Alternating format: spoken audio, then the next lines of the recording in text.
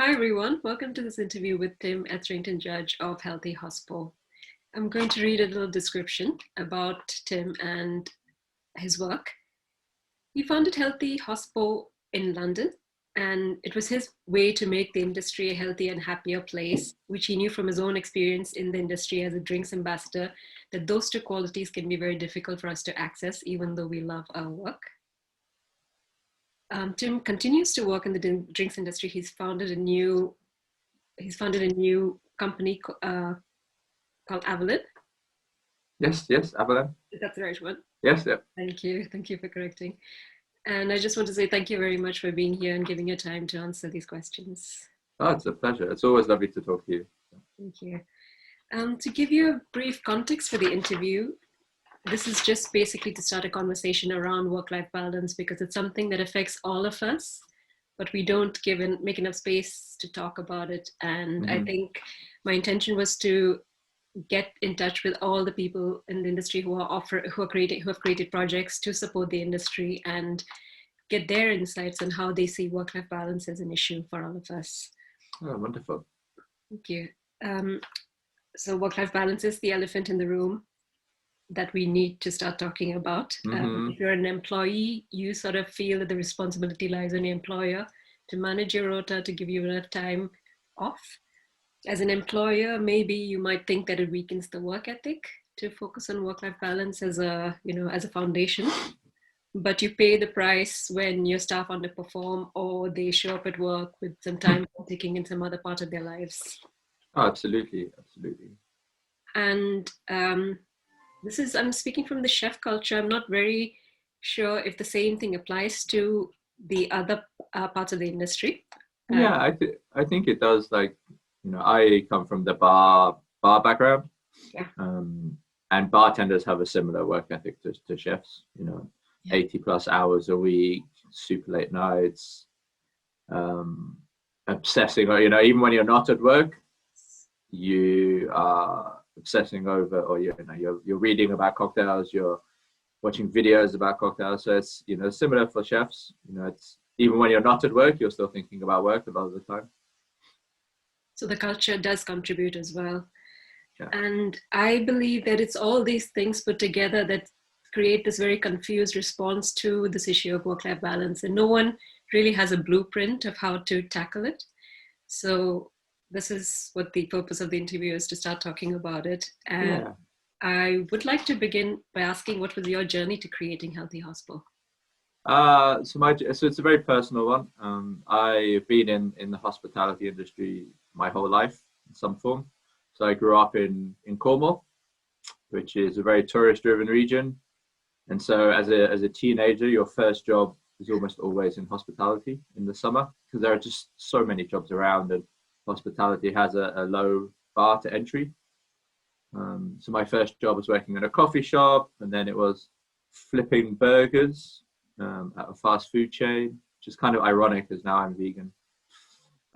So I've always been in the industry, and in 2006 I moved to New Zealand and started to experiment with being behind the bar and making cocktails, and stepped out from the kitchen where I was working before, and just fell in love with the kind of the fun of making cocktails. It still had the creativity of being in the kitchen, but you got to interact with people as well. So you got this lovely kind of balance between being creative, also kind of like interacting and socializing and having fun with people, having the music. It was fun. And then found myself in a position called a global brand ambassador. So I was traveling around the world teaching people how to drink whiskey for the world's largest spirits company. And a lot of people think that this is like the world's greatest job. You get to travel the world and just drink and party all the time. And that's because kind of people only do that on the weekends. It's like it's their release, and when that becomes your everyday, and like most mornings you're extremely jet lagged, quite often you're hungover, your nutrition is terrible because you're always eating out, like there's no cooking at home. Exercise went out the window because I was just always too tired. I was flying 250 days of the year, and always away from home. So the loneliness then kicks in, and the drinking gets more, and eventually it all just kind of got too much. And in November 2016, at the Athens Bar Show, I tried to take my own life in the hotel room, and that was the moment that changed everything for me. It was coming through that experience of reaching the kind of the lowest of lows, that I'd lost all hope to carry on. And I I wrote a very long Facebook post about my lifelong struggle with my mental health. So I was first diagnosed with depression at the age of 16, and it's something I fought my whole life. So this post was a combination of that, and also all of the struggles and difficulties I had at the time with the industry, and this culture of excess when it comes to kind of working hours, it comes to drinking, it comes to the drugs, it comes to everything is this kind of toxic culture of going over the top, and it's almost like a badge of honor that has to be earned. And the response to that post was what kind of inspired me to start Healthy Hospo. There was a lot of messages of love and support, but I got hundreds and hundreds of private messages from people who were telling me their stories of their struggles and their problems. And these were friends, peers in the industry, people I looked up to, complete strangers. And it just made me realize that if so many people are writing to me personally, telling me their stories of struggle and problems, and why is no one doing anything about this in the industry? Why is this not a large topic of conversation? If people are dying, committing suicide, and having burnouts and breakdowns just in the course of going to work and doing their job, then something's wrong, and we have to start a conversation and try and turn this around for the better, because it's better it's better for everybody. If we can build a healthier industry, it's better for the people that work in the industry, it's better for the people that own bars and restaurants, it's better for the people that come in and enjoy the services of bars and restaurants. It just creates a better hospitality experience at every single level. So that was it was that very personal experience that led to me setting up Healthy Hospo. I had no idea what I was doing when I started. It's like, I just sat down and I said to myself, right, I know how to build a website on WordPress, and I kind of know how to use social media. So let's start there. So I bought a domain name. I built a very rudimentary website, which in the first stages was just a blog of me kind of talking about my recovery and my therapy, going through everything post my suicide attempt. And it got a lot of interest, a lot of response. So then that evolved into a shinier new website and the start of a training platform that we built. So working with some sleep coaches and nutritionists and fitness experts to start to put together some training programs specifically written for the hospitality industry, because there's not a lot out there that's written for the industry, which has some unique quirks about it, outside of the 9 to 5 hours, super long hours, and battling against your natural circadian rhythms and all this stuff. So all of our training material was written very much with the mindset of hospitality. Thank you. Thanks for sharing. Thank you. Your personal experience. And I also just wanted to highlight something that you said, that we experience all these things in an industry that we love. So it's so hard to separate. Yeah. That's making us go through lots of difficult things, as well as giving us so much joy. Just that tension is really feels very strong in what you said. Yeah, it's there's a lot to love about the hospitality industry, and there's a great energy about it. But I think we get caught up in this culture of excess and pushing each other. It's who can work the most hours, who can have the most stars, who can, get closest to breakdown, who can do the most drugs, who can drink the most, who's got the craziest stories to tell, and very rarely do we kind of reach out to the people that we work with or to our friends and offer some honest support, and say, you're going too far, you're drinking too much, you're doing too many drugs, you're working too many hours. It's more the other way around. We encourage people to do more. It's more shots, more lines, more hours. And we need to kind of flip that on its head and turn it around for the betterment of everybody. Everyone, yes. And how would you define a good work-life balance? And what was it like trying to find a balance between work and your personal life during your time as a drinks ambassador? I've struggled with work-life balance, I think, most of my life. I think in hospitality, it's very easy to get caught up in working excessive hours. And there's lots of jokes in the industry. You're like, I worked 70 hours this week, and then, oh, you're just a part-timer. What are you doing? And there are few industries that work such long hours as hospitality. So it's always been a struggle, and I think it comes from both sides. There was definitely a point in my career, it was almost like Stockholm syndrome, where I was like, if I wasn't at the bar, I felt like I wasn't doing my job. So there was this constant thought nagging at me that because I'm not at work, something's wrong and I need to be at work. So even when I didn't need to be there, there was nothing going on, I was still there. So I was doing 100+ hours a week, months on end. But there was no need for me to work those hours. Other people were doing the jobs, but you just get caught up in this situation of feeling like you have to be at work. And that's a problem. And I think there are, if you look at a lot of the research into productivity, anything over kind of 45, 47 hours, you start to drop productivity. And it's not a drop of productivity beyond 45. It's not like you're super productive up to 45 hours and then it declines. Once it affects all the hours that you work. So the idea of working 70, 80 hours a week just diminishes all of the quality of the work that you can do in all of those hours. And it's being seen now across the corporate world and other industries.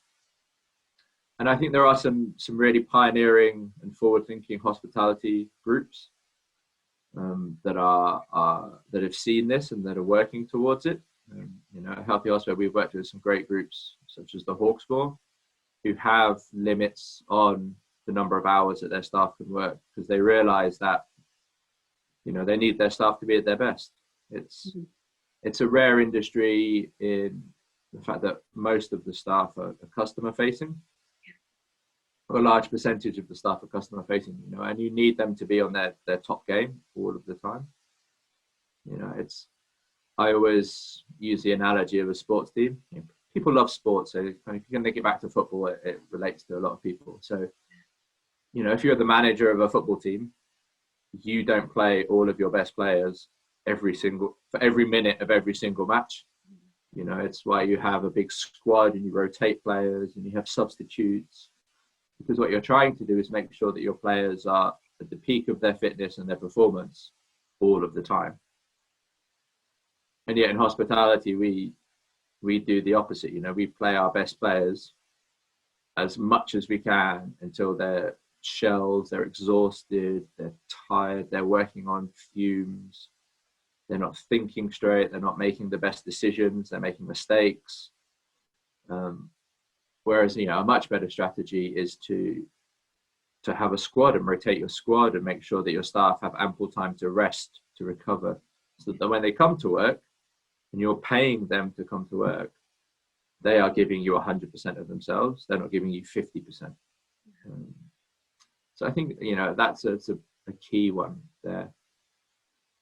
And it takes bold steps, because maybe it does mean you have a bigger staff, a bigger kind of crew in the restaurant or at the bar.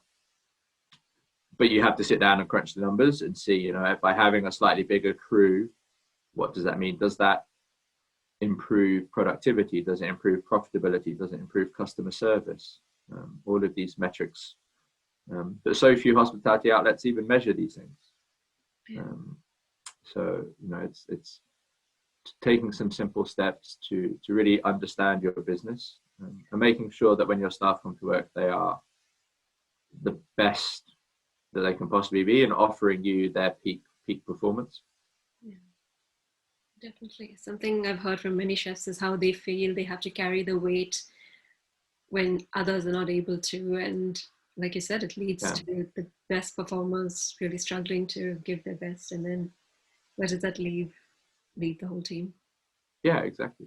You know, and sometimes it can work on a real benefit. You know, if you're leading a kitchen, sometimes passing on a little bit of responsibility to some of the others, so you can take a bit of time back, not only benefits you, but it benefits the career development of others. You know, people can thrive when they're given a bit of purpose, a bit of responsibility. You know, purpose, according to Maslow's hierarchy of needs, purpose is a fundamental human need. So giving people a little bit of purpose can sometimes actually work wonders. Yeah, definitely. And how do you see well, you've talked a lot about this, how do you see the problem of poor work-life balance affecting the industry as a whole, particularly from the context of the work of Healthy Hospo and the challenges that your community face? It's got so many aspects. You know, from having very vulnerable staff, so, you know, extremely high levels of burnout,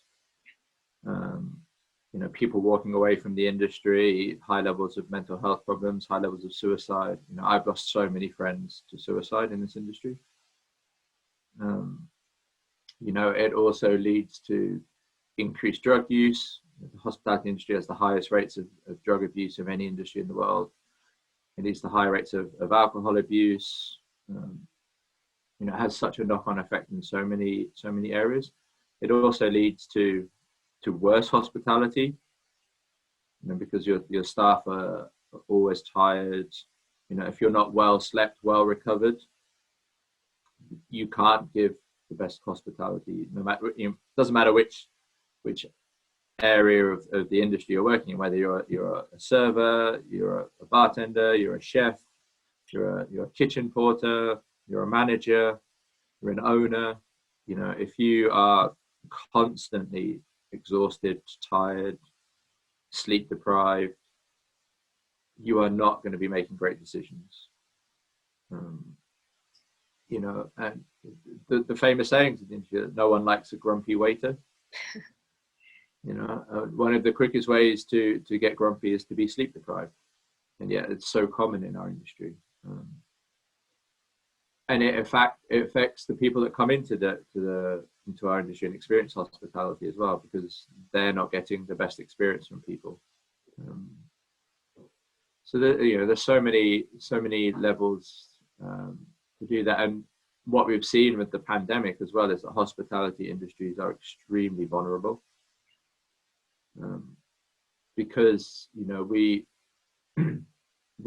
built an industry that's based on low priced food and drink. But, you know, with owners having very tiny margins, like razor thin margins of profit, and extremely poorly paid workers. Hospitality is the lowest paid industry in the world. So you've got frontline staff on minimal wages, so they can't have any savings. They've got no rainy day funds. You've got operators operating on single digit margins, so they've got no savings in the bank to ride out things like coronavirus. So when something like this happens, it quickly falls. It's like a house of cards, you know, it quickly falls over. So finding a kind of better work-life balance, so the staff can maybe engage in things outside of work to keep themselves healthier, maybe bring in a little extra income. You know, one thing I've seen and talked to people during coronavirus, during the pandemic and the lockdowns, is that so many people reconnecting with old passions and old hobbies and things that they love to do, they never normally have time for. And this has been a wonderful thing. It's like people feel, there have been a lot of struggles of the pandemic, and I'm not saying it's been a bed of roses, but there are some positives along with the negatives. And one of those positives is that people have been baking bread and making kombucha and getting out in the garden and doing more exercise and reconnecting with being alive. Living is not about just work. We are not born and evolved in a species purely and simply to work.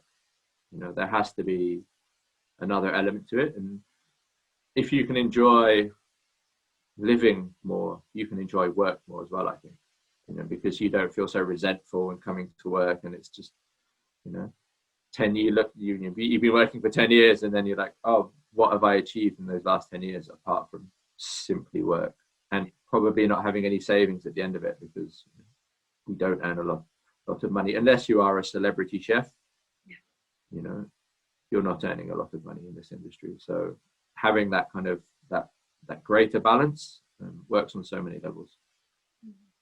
And I hope we will remember this. I mean, it's very difficult for everyone. We all want to go back, but I hope we remember what we have made space for in this time, so that we can take that when we go back. We also think that we want to go back to.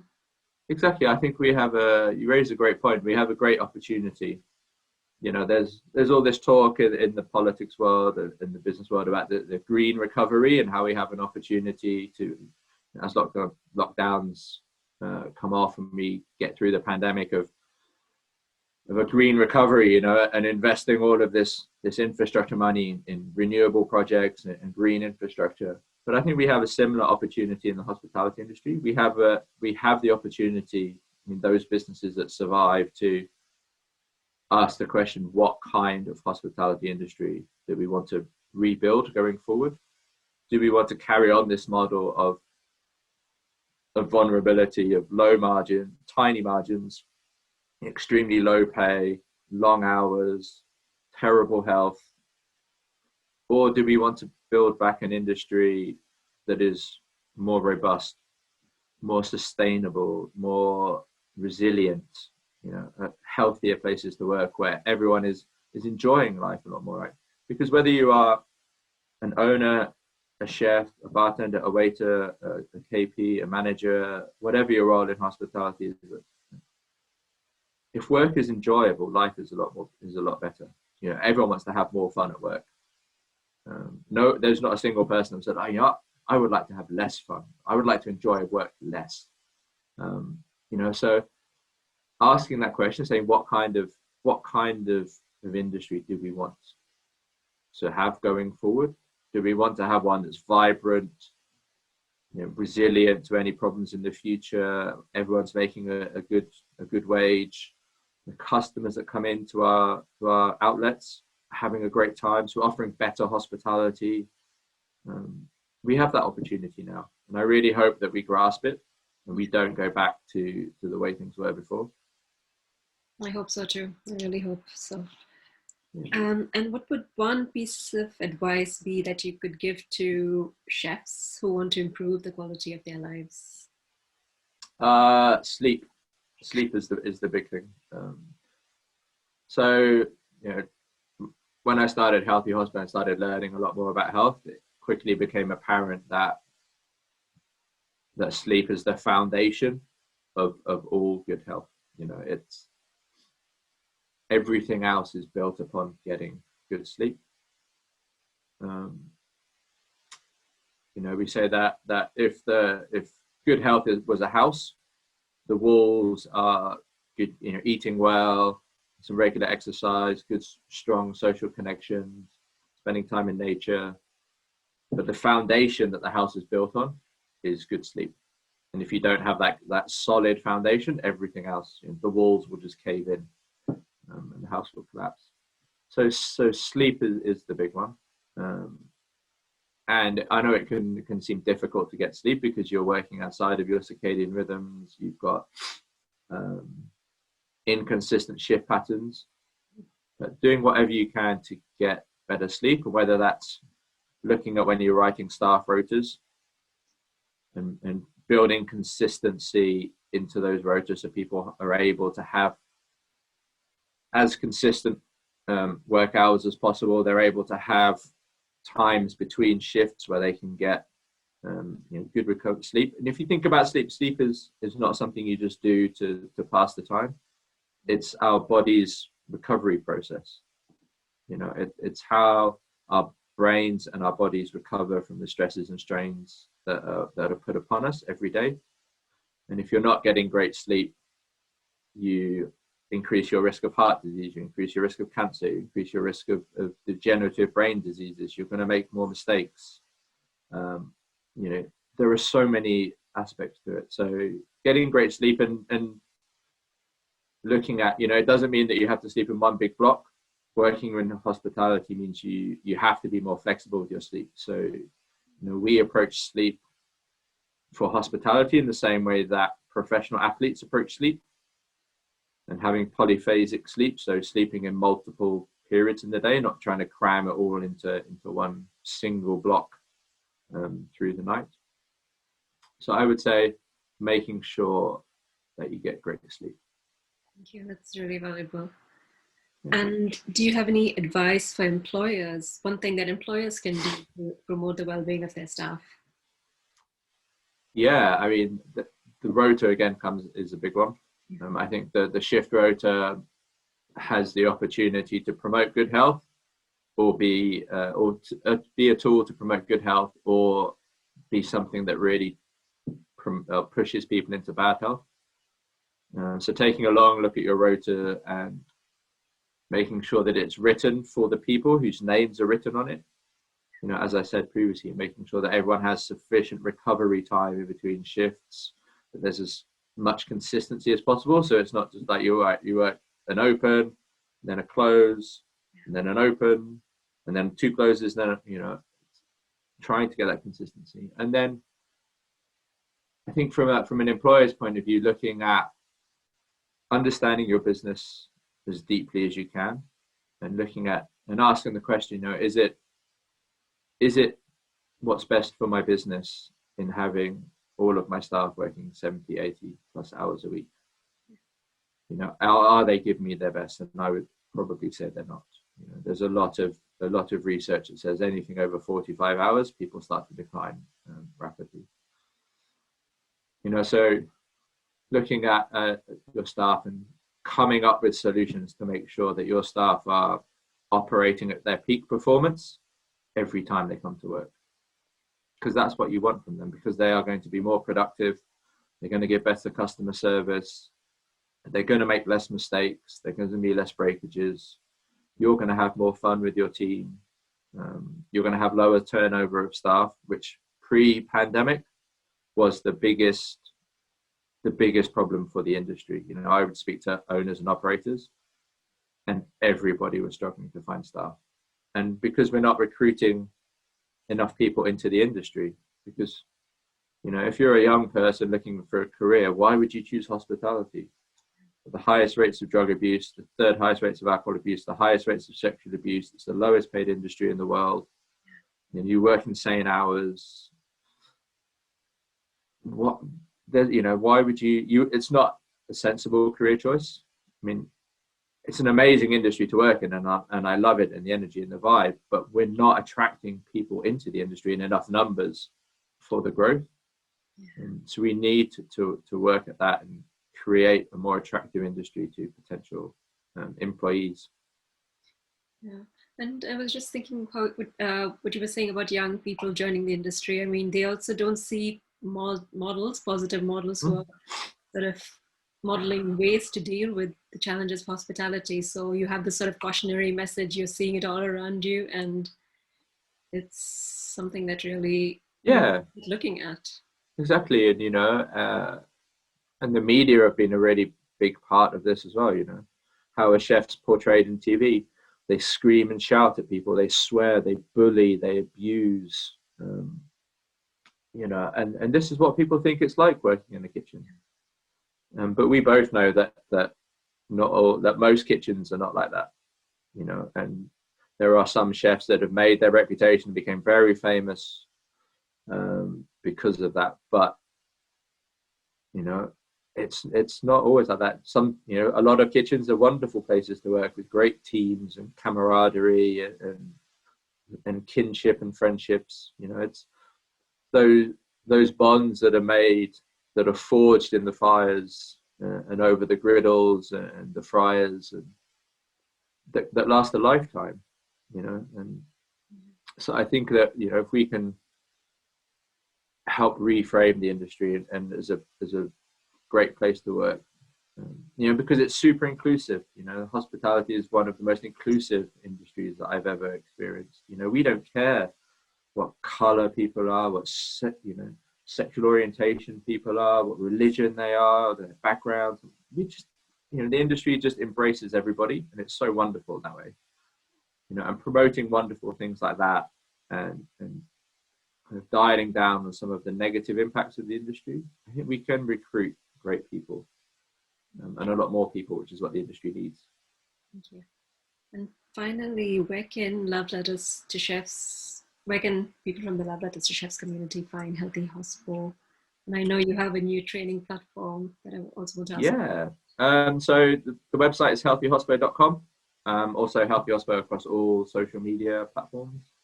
And we launched a new app in November. So prior to the pandemic, most of our work was doing physical workshops. You know, so we would work with outlets or other brands like Fair Kitchens, and we would do physical, you know, get a lot of people in and train them on aspects of sleep, nutrition, mental health, exercise. Which is great, but it's also quite limiting. You know how difficult it can be to organize trainings in an operations focused industry. So not like you can close the restaurant for an hour in the middle of service so everyone can do a training. You know, so you can only touch a very small percentage of hospitality workers within the industry, and you've got before the pandemic you had 3.4 million hospitality workers in the UK, making it one of the largest sectors. So we've developed and built a custom training app, which has taken all of our training material from our workshops and put it into a format that is accessible 24/7, wherever you are in the world, through your laptop, through your phone, for less than the price of a cup of coffee a week. It's just £2 per month. And you get access to all of that training, and we're constantly updating the lessons. We're building a rewards program as well. So as you progress through the lessons, you unlock kind of discounts and offers from some of our partners. There's a resources page that we've put lots of podcasts and videos and articles that we think are interesting for further reading. And we're constantly trying to develop the app. So we're writing new lessons at the moment, and trying to offer all of our training and all of the stuff that we've learned to as many people as possible, as cheaply as possible, no matter where they work, anywhere in the world. So that's our app, and you can find that through the website. Okay, you can download it from the website. Yeah, so it's a web app, so it's not an app you can find on the App Store or the Google Play Store. We did it as a web app because it gave us a bit more flexibility, and also meant that people can access it on their phone or on their laptop, and we can make it cheaper, which was important. We don't have to pay Apple and Google a margin every time we sell a subscription. So it meant that we could keep the cost as low as possible, which is really important because the industry is so lowly paid. Thank you for that. I'm going to put a link to your website and then also mention thank you below this video. Thank you. Thanks very much, Tim. Thanks for giving your time to speak to us today. And thank you everyone for watching. It's a pleasure. It's a pleasure. Thank you.